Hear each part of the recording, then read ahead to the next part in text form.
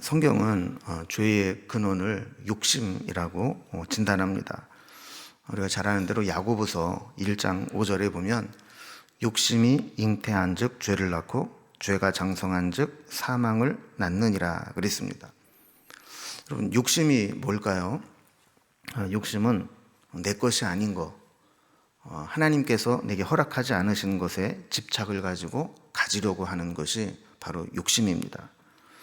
하나님이 허락하지 않으셨는데 어떤 것에 대한 집착을 갖고 욕심을 갖고 그걸 가지려고 마음속에 품고 있으면 그 욕심을 채우기 위해서 언젠가는 죄를 지을 수밖에 없게 된다는 것입니다. 욕심으로 시작된 죄는 결국 사망에 이르듯이 바로 왕도 갖지 말아야 될 것, 하나님이 허락하지 않은 것을 가지려고 할 때 그는 죄의 삭시 사망이라는 것처럼 사망에 이르게 됩니다.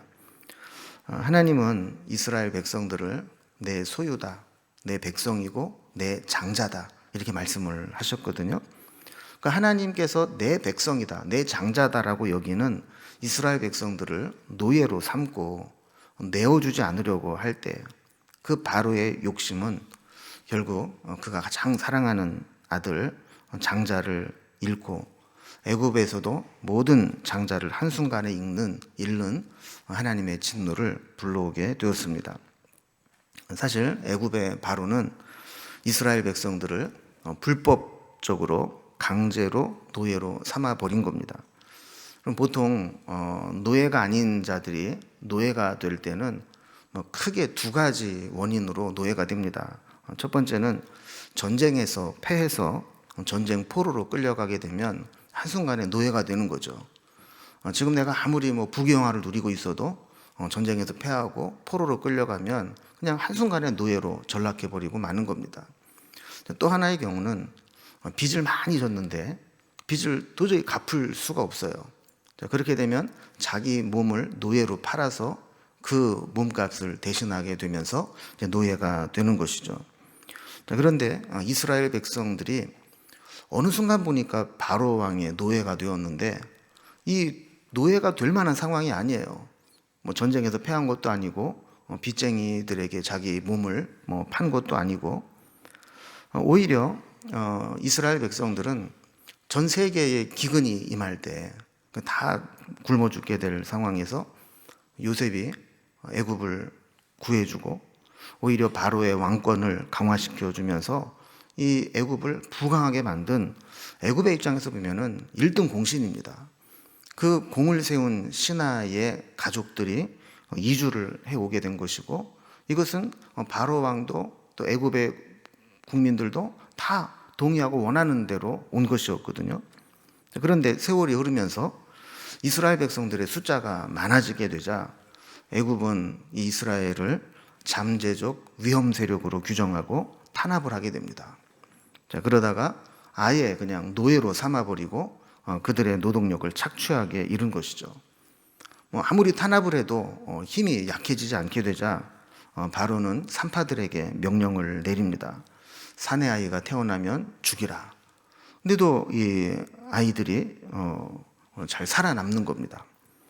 이것도 통하지 않으니까 이제 반인류적인 정책을 쓰게 되는데 태어나면 사내 아이라도 나일강에 던져 보내서 죽게 만들라 하는 겁니다.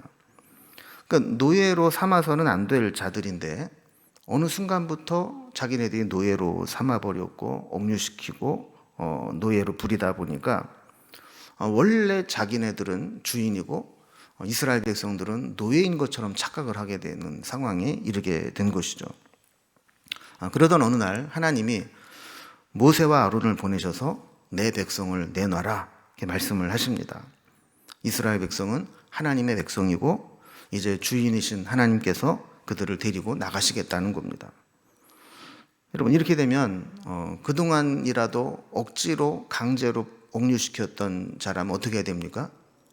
그럼 이제라도 주인이 나타나셨으니까 데리고 나가십시오 이렇게 해야 되는데 이스라엘 백성들을 자기네들이 합법적으로 소유하고 있는 노예라고 생각했던 바로는 이스라엘 백성들을 내보내지를 않습니다. 결국 이 욕심이 바로와 애굽에 큰 재앙이 임하게 되었고, 바로의 완악함과 강팍함은 하나님의 더 큰 진노를 불러일으키게 된 겁니다.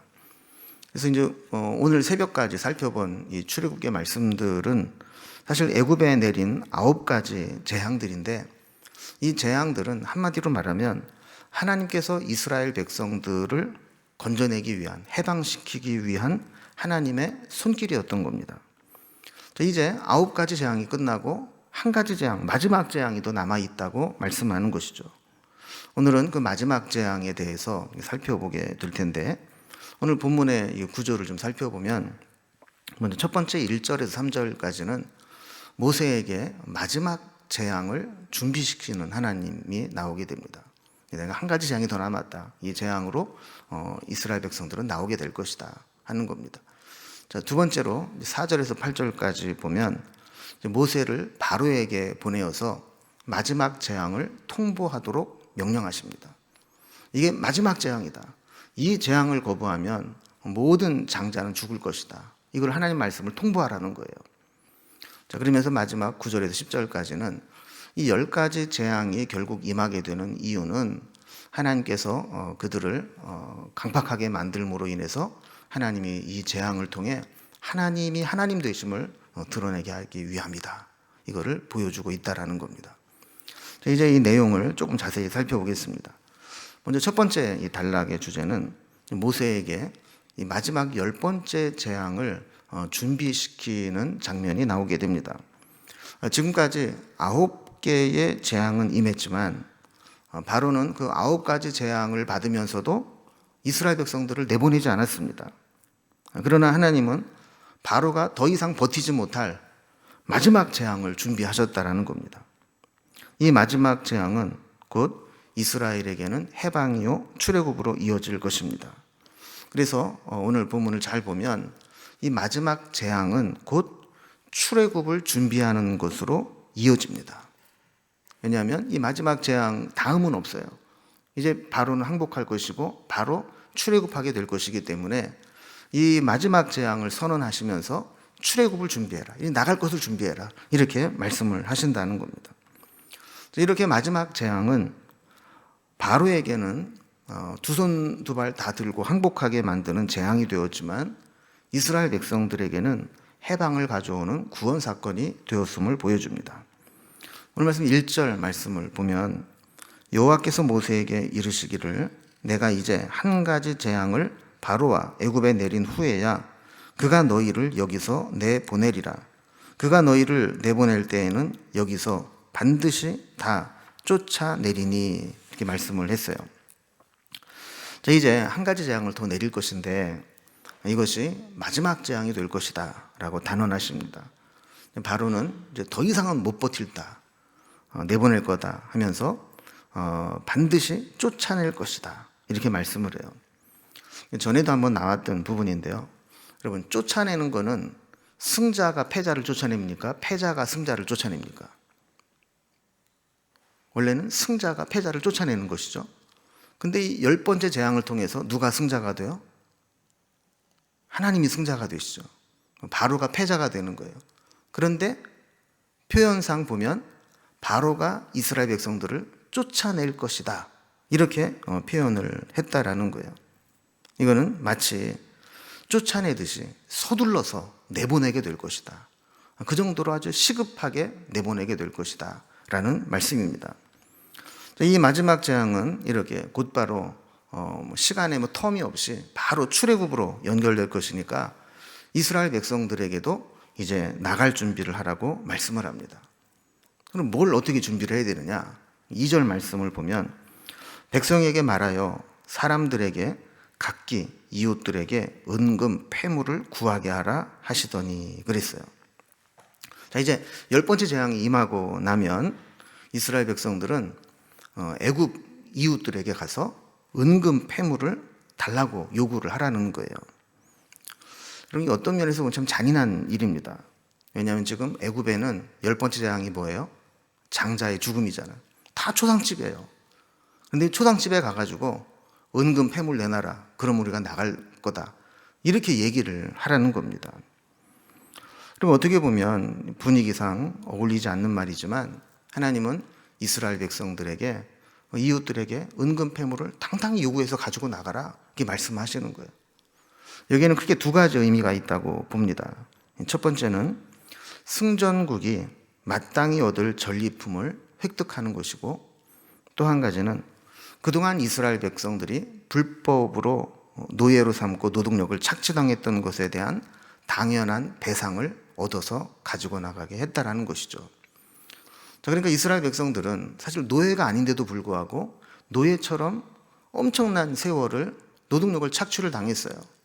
그러니까 그들에게 마땅히 그 임금을 다 계산하는 건 아니라 할지라도 받아 나갈 수 있는 상황이 되었다는 것이죠.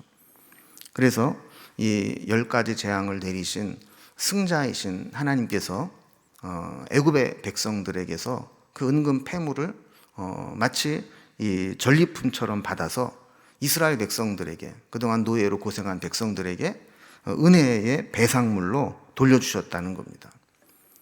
여러분, 나중에 보면 이때 가지고 나간 은근 패물이 일부분은 금송아지를 만드는데 시내 광야에서 아론 중심으로 쓰이기도 했지만, 또 많은 부분에 있어서는 하나님의 성막을 건축하는데 거기에 아주 중요한 재료로 쓰이기도 한 것을 보게 됩니다.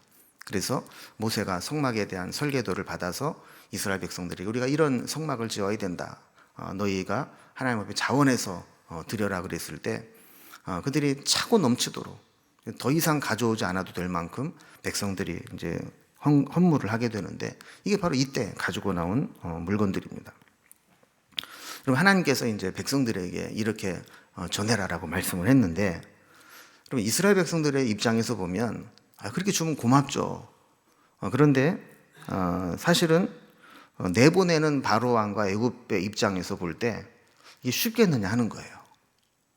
지금 또 가지나 우리 좀 초상 나가지고 지금 예민하고 전부 이런데 거기다 은근 패물을 내놔라 그러면 그건 내주겠느냐 하는 거죠. 그래서 하나님은 이것을 보증해 주시면서 3절에 이렇게 말씀합니다. 여호와께서 그 백성으로 애굽 사람의 은혜를 받게 하셨고, 또 그 사람 모세는 애굽 땅에 있는 바로의 신하와 백성의 눈에 아주 위대하게 보였더라 그랬습니다. 그럼 결국 이 10번째 재앙, 이미 그 전에도 9가지 재앙이 애굽 전역에 임하지 않았어요. 물론 일부분은 일부 구역에만 임했지만 이제 애굽 사람들이 다 알아요. 10번째 재앙이 임하는 것을 보면서 아직 하나님이라는 분이, 이스라엘 백성들이 섬기는 하나님이 이런 재앙을 내리는구나, 이거를 다 알아요. 그런데 그들에게 이 마지막 재앙이 선포되고 실현되게 될 때 그들은 하나님의 백성들인 이스라엘 백성들을 더 이상 노예로 잡아두고 있는 것이 얼마나 위험한 일이고, 또 그렇게 될 때 얼마나 더 심각한 재앙이 내릴 수 있다는 것을 깨닫게 된 것이죠. 그들의 입장에서는 그들이 원하는 것을 다 주어서라도 빨리 내보내는 게 더 유익하다고 판단을 하게 된 겁니다. 괜히 미련을 가지고 이스라엘 백성을 붙잡아 놔봐야 이제 지금까지는 장자들의 죽음의 재앙까지 왔는데, 이제 더 진행되면 남은 건 뭐예요? 자기 목숨밖에 안 남은 거예요. 이제 자기 목숨보다 소중한 장자의 죽음까지 왔는데 그래도 거부를 한다 그러면 결국은 내가 죽겠다 싶은 거죠. 그러니까 그들은 어떤 생각을 하느냐, 이스라엘 백성들이 원하는 것이 있다면 그것을 다 내주어서라도 한시라도 빨리 내보내는 것, 그게 우리의 살 길이다라고 여기게 되었다는 겁니다. 그래서 오늘 본문에 보면 그 백성으로 애굽 사람의 은혜를 받게 하셨다.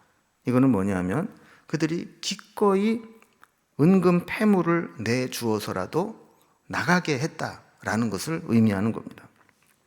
또 모세는 애굽 땅에 있는 바로와 신하와 백성의 눈에 아주 위대하게 보였더라 그랬는데, 여러분 이제는 이 모세를 더 이상 우습게 여길 수 없고 이스라엘 백성들을 자기네들이 부리는 노예로만 여기지 못하게 되었다는 거예요. 우리 흔히 그런 얘기 하잖아요. 알로 본다 그러잖아요. 경상도 사람들은 알로 본다. 내 한 수 밑으로 이렇게 본다는 거죠. 애굽의 바로의 입장에서 볼 때 자기네들이 오랫동안 노예로 부리고 있었던 이스라엘 백성들 얼마나 낮고 천하게 여겼겠어요. 그런데 이제는 이 모세를 위대하게 보이도록 그렇게 결과적으로 만들었다라는 겁니다. 이렇게 하나님은 모세에게 먼저 마지막 10번째 재앙이 임하게 되는 내용을 말씀을 하시죠. 자, 그러면서 이제 4절부터 보면 모세를 바로에게 보내어서 이 마지막 재앙을 통보하게 하십니다. 하나님께서는 이렇게 말씀하셨으니까 이제 이런 일이 일어날 것이다. 그러니 내보내라. 이렇게 통보를 하라는 거예요. 자, 하나님은 모세가 바로에게 가서 해야 할 말씀들을 일러주십니다. 그럼 모세는 바로 왕에게서 뭐라고 얘기를 해야 될까요?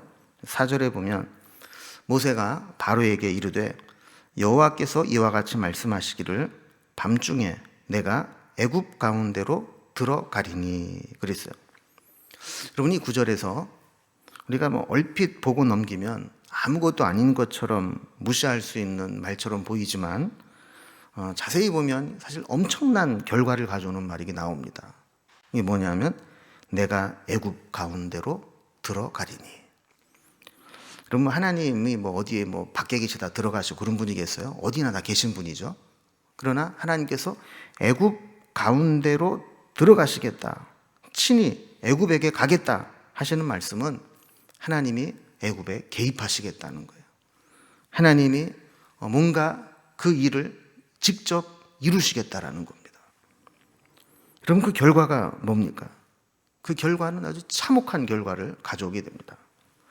5절과 6절을 보면 애굽 땅에 있는 모든 처음 난 것은 왕 위에 앉아있는 바로의 장자로부터 맷돌 뒤에 있는 몸종의 장자와 모든 가축의 처음 난 것까지 죽으리니 애굽 온 땅에 전무후무한 큰 부르짖음이 있으리라 말씀합니다.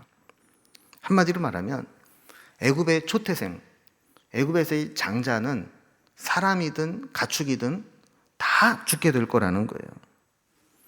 여러분, 만약에 실제로 이런 일이 오늘날 일어난다면 얼마나 큰 재앙입니까 이게. 처음 난 것들은 이렇게 죽게 되는데 이 성경학자들은 이 마지막 장자의 재앙이 바로가 하나님의 백성인 이스라엘 백성들의 남자아이들을 나일강에 던져 죽게 한 것에 대한 심판이었다, 이렇게 보기도 합니다. 어쨌든 이 바로의 장자는 애굽의 최고 권력 지도자, 최고 위치에 있는 자입니다. 그의 아들도 죽어요. 그리고 맷돌 뒤에 있는 몸종의 장자, 이거는 가장 천한 노비를 가리키는 겁니다.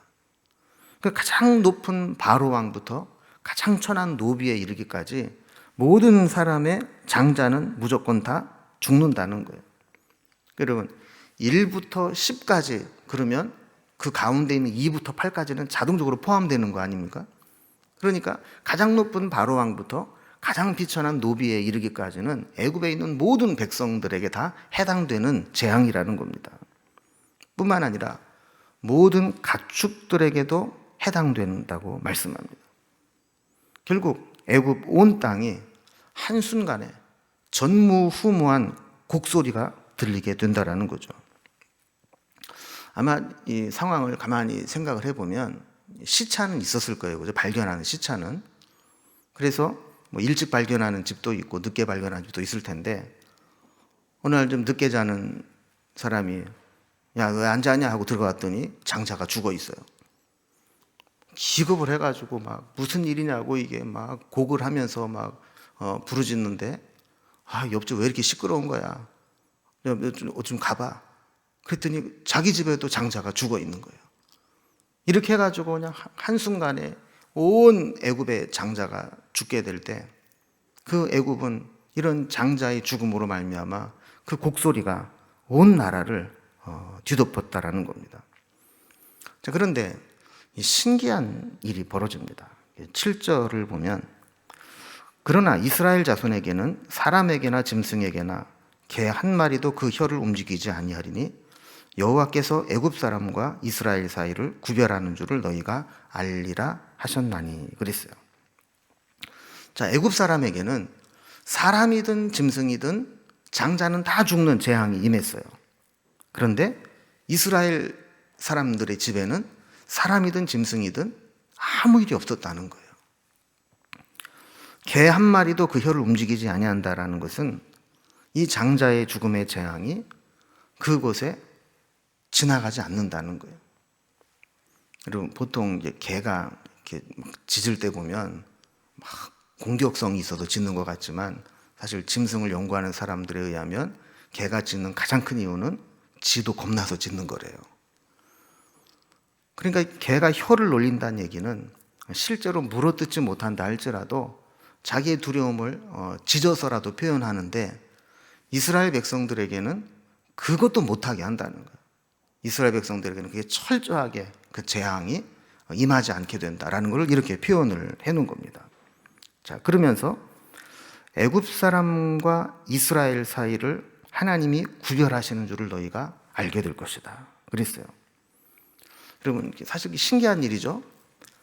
아들이 여러 명이 있어요. 그런데 그 중에서 모든 집이 맏아들만 죽어요.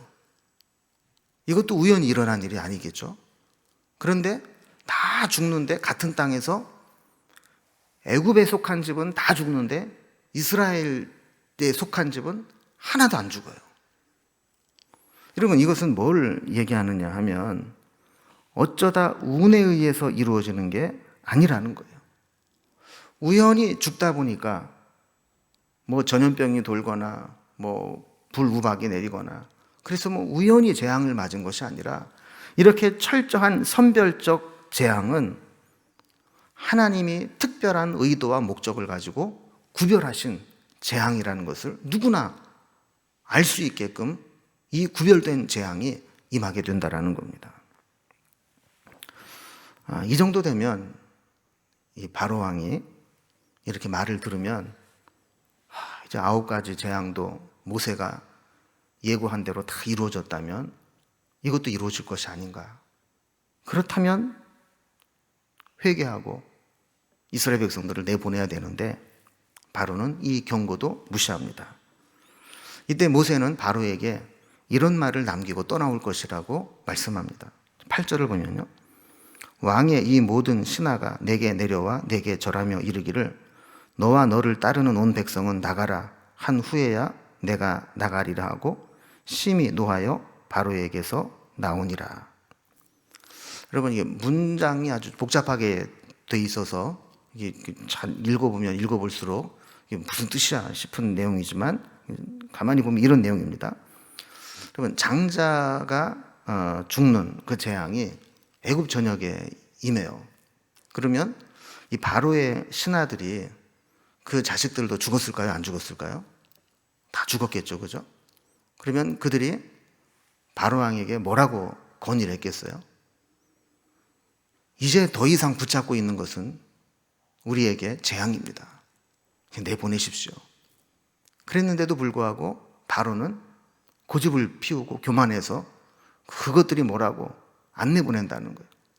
그러나 결국에는 끝내 이 신하들이 바로를 설득하고 바로가 내보내라 이야기를 할 때 그 말을 전해주는 이 바로의 신하들이 내게 내려와 내게 절할 것이다. 여러분, 바로의 신하들이 모세에게 절하는 상황으로 지금 역전되어 버린다는 거예요. 그러면서 뭐라고 부탁을 하느냐면 너와 너를 따르는 백성은 나가라. 제발 좀 나가라. 머무르지 말고 빨리 좀 나가줘라. 이렇게 부탁을 하게 될 거라는 겁니다. 자, 그렇게 되면 그때 비로소 우리는 나갈 것이다. 이렇게 미리 그것까지 다 얘기를 하라는 거예요. 그러면서 바로에게 심히 노하여 나오게 될 것이다. 그랬어요. 여러분, 가만히 우리가 이제 출애굽기를 처음부터 살펴본 입장에서 한번 보면, 그럼 모세가 처음 시내산에 하나님께 부름 받았을 때 애굽으로 가서 내 백성을 구해내라 그랬을 때 모세가 하나님, 이제야 저를 알아봐 주시는군요. 이제야 때가 됐군요. 제가 가서 하나님 뜻을 이루겠습니다. 이랬습니까? 아니죠. 나는 못 갑니다. 그러면 네 왜 못 가냐? 나 말을 못 해가지고. 그러니까 하나님이 그러면 말 잘한 네 형 보낼 테니까 네 형 데리고 와서 말해. 이거 너는 내가 시킨 대로 해. 그래도 계속해서 세보진 않았지만 너댓 번 계속 하나님이 가라 그랬는데도 너댓 번 계속 못 간다고 계속 한 거예요. 하나님은 화를 내실 정도로. 하나님 나중에는 뭐라 그럽니까? 입은 누가 만들었고 귀는 누가 만들었냐 이놈아.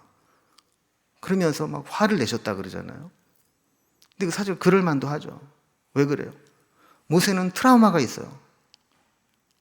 애굽을 바라보고는 오줌도 눕고 싶지 않은. 자기는 자기 백성들을 도와주려고 했는데 자기 백성들은 모세를 배척합니다. 또 바로 왕은 자기를 배신자로 여기고 죽이겠다고 쫓아다닙니다. 애굽으로 간다는 것은 자기를 죽이겠다고 하는 사람, 자기를 배척했던 사람들에게로 돌아가는 거거든요. 얼마나 두려웠겠습니까? 그런데 지금 보세요. 바로에게서 나오는데 바로에게 화를 내고 나온다는 거예요.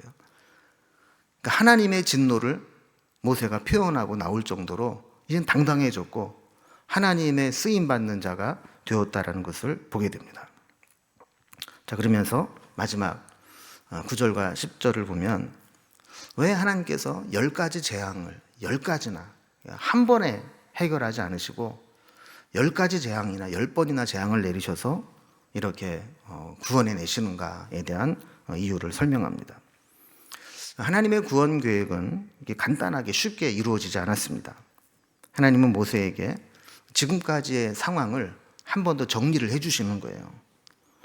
이미 하나님은 바로가 순순히 이스라엘 백성들을 내보내지 않을 거다라는 것을 여러 차례 알려주셨죠. 그죠? 내가 너에게 보내기는 하지만 쉽게 내보내지 않을 거야.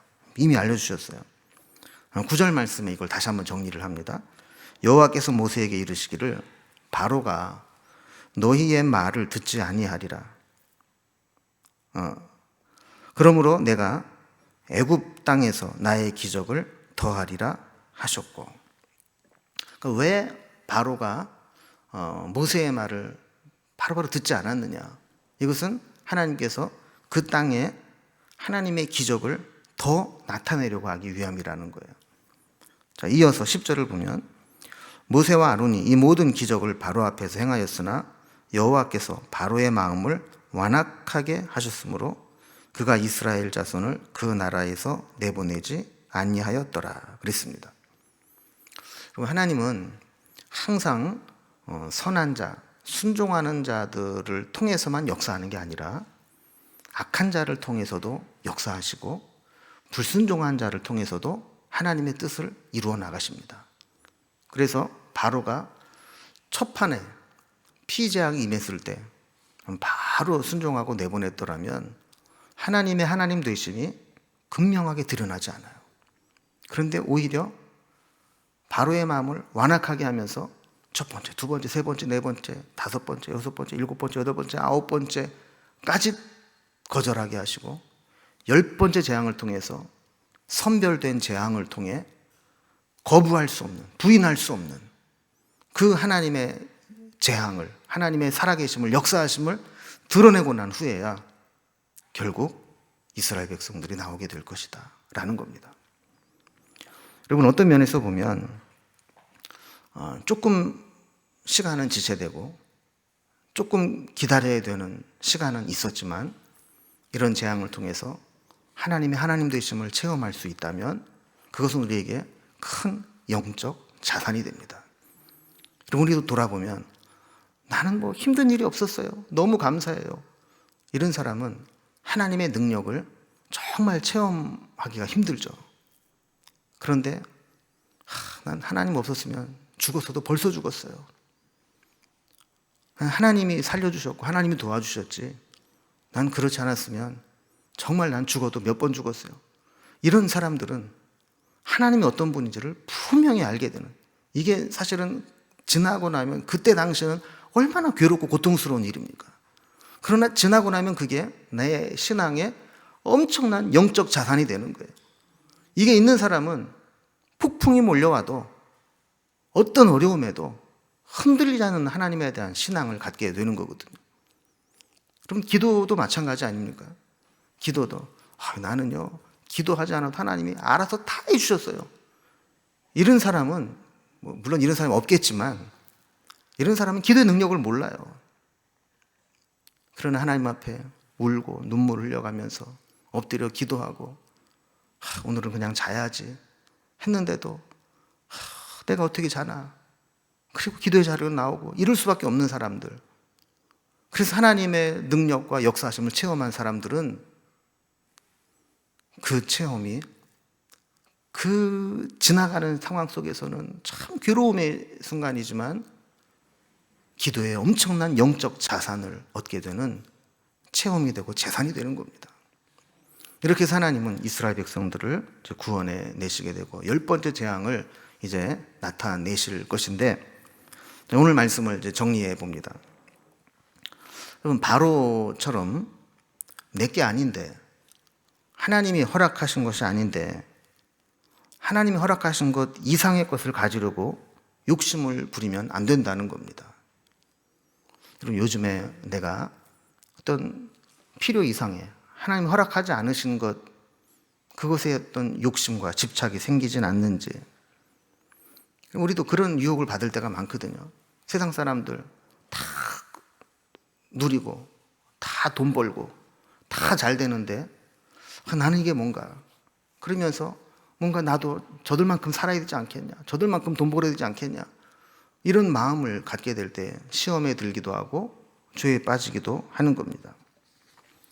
바로가 장자의 죽음의 재앙을 받게 된 이유는 내게 아닌데 붙잡고 있으려고 할 때, 내게 아닌 원래 주인에게 돌려줘야 되는데 돌려주지 않을 때 그 모습을 보게 된 거 아닙니까? 두 번째로, 하나님은 우리가 고생하고 수고하고 손해보고 당한 것이 있어도 어느 순간에 다 갚아주신다는 거예요. 욕심 부리지 않고 순종하면 때가 되면 하나님은 갚아주십니다. 이스라엘 백성들이 그 속에서 죽을 고생을 하고 종노릇했지만 애굽에서 나가게 될 때 은금 폐물을 다 챙겨서 나가잖아요. 하나님이 그렇게 만들어 주시잖아요. 결국 우리도 때가 되면 하나님 우리를 빈손으로 돌려보내지 않으시고 필요한 것을 적절할 때 채워주실 것이다. 그것을 믿고 순종하는 것이 믿음이라는 겁니다. 세 번째로, 하나님의 개입하심. 하나님이 친히 우리의 삶의 현장에 들어오신다는 것은 믿음으로 순종한 자들에게는 구원과 은혜의 시간이 되지만 불순종하고 거역한 자들에게는 심판과 징계의 시간이 됩니다. 여러분, 우리는 우리의 삶에 하나님이 들어오실 수 있도록 환영하고 기다리고 하나님의 뜻을 이루는 삶을 살아야 됩니다. 그래서 내가 애굽에 들어가리니 말씀한 것처럼 하나님이 우리의 삶의 현장에 들어오셔서 우리를 구원하시고 역사하시기를 오늘도 구해야 될 줄로 믿습니다. 마지막으로, 하나님은 바로의 완악함을 통해서 하나님의 하나님 되심을 더욱 분명히 드러내셨듯이 믿음 없는 자들이 득세하고 잘 사는 것이 결국에는 순간적이고 일시적인 것이고 나중에는 하나님의 뜻을 이루고 드러내려는데 쓰임받는 도구에 불과하다는 것을 깨닫고 우리는 다른 사람의 어떤 성공이나 잘 되는 것에 시험 들 필요가 없다라는 겁니다.